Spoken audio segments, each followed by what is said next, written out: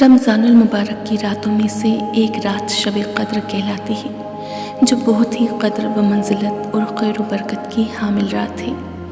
نبی کریم صلی اللہ علیہ وآلہ وسلم نے ارشاد فرمایا، یہ مقدس رات اللہ تعالیٰ نے فقط میری امت کو عطا فرمائی ہے، سابقہ امتوں میں سے یہ شرف کسی کو بھی نہیں ملا۔ رسول اللہ صلی اللہ علیہ وآلہ وسلم نے فرمایا، شب قدر کو رمضان کے آخری عشرے میں تلاش کیا کرو۔ شب قدر اللہ کی جانب سے بہت بڑا احسان ہے جو کسی دوسری امت کے حصے میں نہیں آئی۔ یہ رات انتہائی راحت بخش، صاف، پرسکون اور خاموش ہوتی ہے، نہ زیادہ گرم ہوتی ہے نہ زیادہ ٹھنڈی ہوتی ہے۔ طاق راتوں میں شب قدر کی رات سب سے زیادہ فضیلت رکھتی ہے، کیونکہ اس رات اللہ تعالیٰ زمین پر موجود پانی کو ایک لمحے کے لیے جام کوثر بنا دیتا ہے۔ نبی کریم صلی اللہ علیہ وآلہ وسلم نے فرمایا، جس نے شب قدر میں ثواب کی نیت سے قیام کیا، اس کے سابقہ گناہ بخش دیے جاتے ہیں۔